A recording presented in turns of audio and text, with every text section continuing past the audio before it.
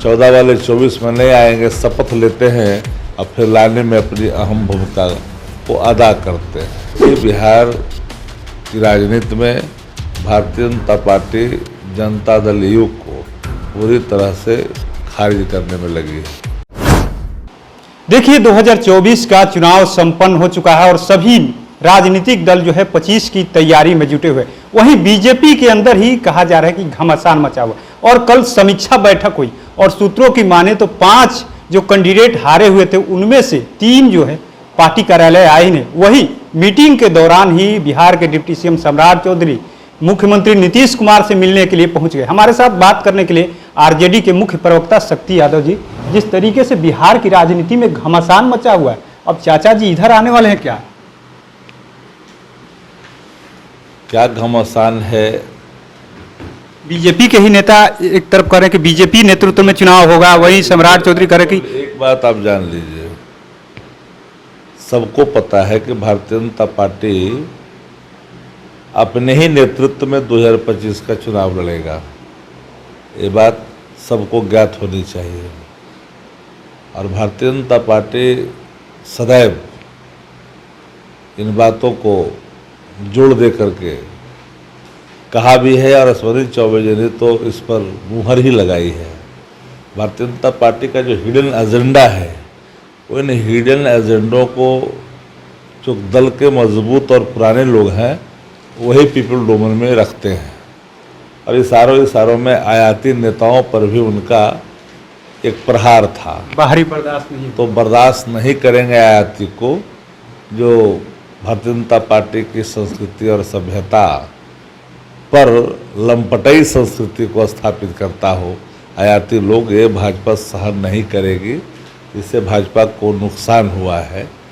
तो ये राय भारतीय जनता पार्टी के नेताओं का है। तो जनता दल यू और भारतीय जनता पार्टी के भीतर मन में कई बातें हैं, कई चीज़ें हैं।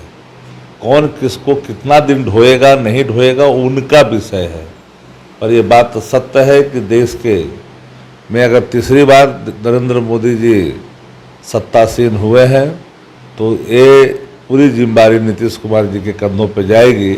14 वाले 24 में नहीं आएंगे, शपथ लेते हैं और फिर लाने में अपनी अहम भूमिका को अदा करते हैं। संजय पासवान बीजेपी के ही नेता, उन्होंने भी कह दिया था कि नीतीश कुमार नहीं रहते तो 0 पाउट। वो भारतीय जनता पार्टी में आजकल कुछ इधर उधर रहते हैं, तो जनता दल यू ने सही अपने तीर पर एक सही चढ़ाया, तीर को अपने धनुष पर सही तीर को चढ़ाया, उधर बुलवा लिया, बाद में फिर पलट भी गए। अश्विनी चौबे जैसे लोग अगर अध्यक्ष बनेंगे तो बलबूते भाजपा काम करेगी। सब बातें सब आई। मैं तो बिल्कुल कुछ मामले में साफ कहता हूँ कि देखिए बिहार की राजनीति में भारतीय जनता पार्टी जनता दल यू को पूरी तरह से खारिज करने में लगी है। क्या लगता है आपको कि नीतीश सबके है? ये जो पोस्टर वाला जो राजनीति है, क्या अब लग रहा है कि नीतीश के इर्द गिर्द बिहार की राजनीति 25 में भी घूमेगी? नीतीश सबके है कि नीतीश किसी के नहीं है, तो उनका राजनीतिक जो सफ़र है वही मूल्यांकन हेतु पर्याप्त है। आप लोग का क्या एजेंडा है 25 में? अगर पहले हम लोग तो महागठबंधन हमारी तेजस्वी जी के नेतृत्व में काम कर रही है। वो तो कह रहे हैं कि हम रोजगार के लिए भी मिलने गए थे, मुख्यमंत्री से बैठक भी कर रहे हैं सम्राट चौधरी, रोजगार देना है। क्या चीज के लिए बैठक छोड़ करके गए थे?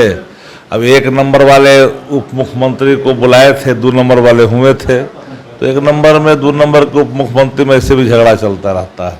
तो आप लोग के साथ आएंगे तो स्वागत होगा। हम लोग इन विषयों पर कोई बहुत ज़्यादा ध्यान नहीं देते।